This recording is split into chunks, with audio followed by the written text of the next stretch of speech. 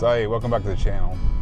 So I think it's really important before you go on any kind of trip to get out and test your whole system out. And the other day I kind of went over what all the gear I was going to take with me on my trip to Orlando. But I don't know how it's all going to work out. You know, like you think you might have a good idea. You're pretty positive how things are going to work out. But it's always good to get your gear out and test it out, make sure everything works good together. And of course, all that gear that I'm taking with me, I mean, I'm not gonna be hauling that to the park every day. Only a certain amount of that's gonna go. Otherwise, your backpack would be 200 pounds. But I thought it might be a good idea to go out today and practice with all that stuff. I packed up what I think I would normally carry in my small sling bag, except for I don't have the 24 to 50 today. I have a wider lens with me today just because I want to do some vlogging, kind of test it out and see what it looks like.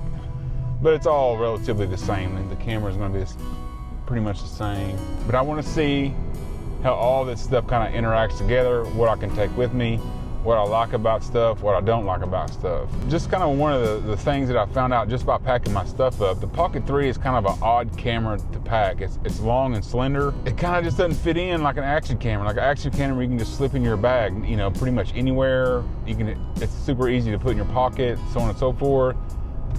The Action 3 is a little bit awkward. I'll just put it that way. Now the image quality is way better, and there's a lot of advantage to fitting the Pocket 3 into your kit somewhere, but it's just a little bit awkward to fit into your bag. Just like the Osmo Pocket 3 and an action camera, I find that I spend way too much real estate in my bag with accessories. You have to have this clip and this pole and this mountain thing and all this stuff. Like you wind up with a whole bunch of stuff that you may need because, you know, and that's how you have to use the camera. So I don't know, it's just kind of a pain in the butt really when you get down into it, carrying all that extra stuff and not knowing exactly kind of what you're going to need. But we're going to go up here to the campus and do a little shooting, walking around. It's about, well, it's 45 degrees today, which is, it finally got above freezing, finally. I'm not sure what the state of the campus will be, sidewalks and stuff. They usually take pretty good care of them, but they might be snow-packed. I might not be able to get around at all. I don't know. We're gonna go mess around. I brought my ZVE1 with a wide-angle lens, the Pocket 3, the RX100 Mark 7. That's what I have with me today. We're gonna go test that out and see how it all kind of works together. I think that would be a pretty good kit to take with me on park days. I had to get out there and do something. I just can't sit in my couch all day watching football and basketball and stuff. I gotta get out and do something. I definitely wish I'd have got here a day or so ago, right when the snow just came down.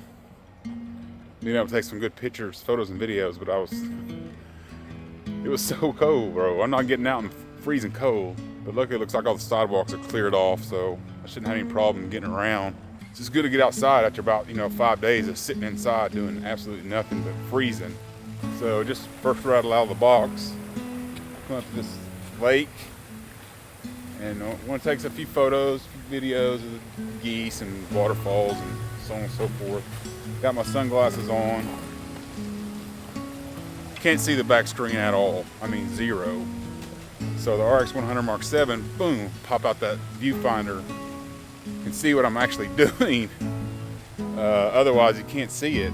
You can't see anything. Can't see the ZVE1 with your sunglasses on. You can't see the RX100 Mark 7. Everything's just not bright enough to use with a viewfinder. And a lot of that's because I'm old. I have a hard time seeing stuff. So my days with cameras with no viewfinders is pretty much over. I really wish it wasn't that way, but that's life. Glad I came out and did this thing, because 20 minutes into this thing I realized that I'm gonna have to wear a strap, a camera strap or something. I wanted to fashion a strap to this sling bag because I don't have enough hands. I want to put my camera down, but I don't want to put it back in this bag every time. And when I want to, use another camera, like say I want to use the Osmo Pocket 3, I need somewhere to put this. So it's always a juggling act. I would like to have a backpack strap, clip right here so I can just put whatever I'm using away if I want to use something else or need my hands free without putting my whole camera away. So that's something I'm going to have to take into consideration, because 20 minutes into this and I need more.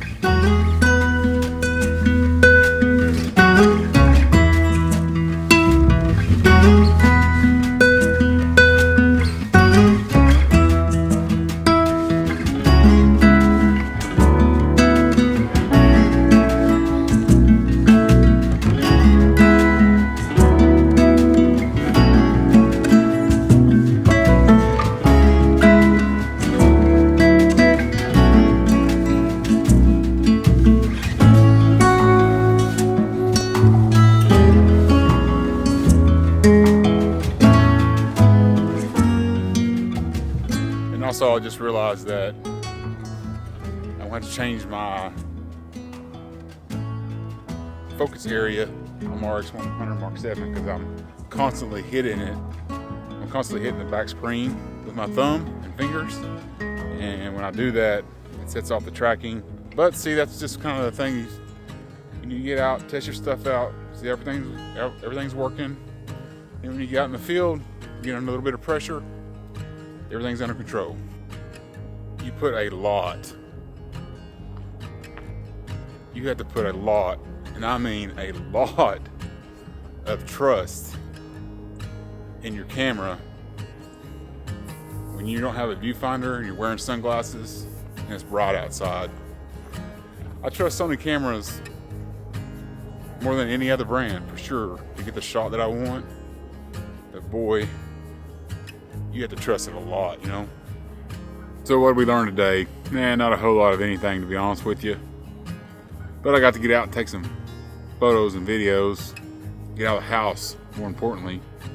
I did find out that I even have to wear a strap, like a camera strap, or figure out some way to make my backpack clip fit on this sling bag, or just wear my backpacks in the park, because I don't want to be if you put your camera away, you just miss too much stuff that's going on. I wanted to change my focus settings on my RX100 Mark 7. It's a ripper little camera, but I'm just always hitting the back screen on it all the time with my fingers when I'm trying to operate it from behind. And what makes it so valuable to me for a point and shoot is that viewfinder. I simply just cannot have a camera without a viewfinder. It's just impossible for me personally anymore. Like just this morning, I was thinking, man. So just this morning, I was going through some footage for my daughter's pom team and stuff, and I was like, well, you know what? This would have been nice if I'd had OpenGate. I would just love to have OpenGate, because a lot of the stuff that I use, I have to crop in to use for social media. And it'd been really nice if I shot all that in OpenGate. I wish Sony had OpenGate, but it doesn't. But anyway. So I was looking through used cameras again, and I was thinking about that S9 again. And, it has 6K OpenGate, all the stuff, But I get out today, I'm out in the sun shooting, having a terrible time seeing what's going on at the back of my screen. So I just cannot have a camera without a viewfinder. Even if it's a little bit bigger of a setup, that's just a sacrifice I have to make. And if the camera would just come out with, like, look at this little viewfinder in this thing, if you've never seen it. I mean, look at that thing. It is so small, and it is crap. I mean, it's terrible quality, but you can see through it when it's sunny like this. It's just good enough to get by. Today, if I'd have been out here taking pictures, there's no way I could have taken anything with this camera without the viewfinder and my sunglasses on. And it's impossible. So anyway, that's all I have going on today. A whole lot of nothing. Just wanted to get outside in the great wide open and get some fresh air. So thanks for watching, and we'll see you on the next one.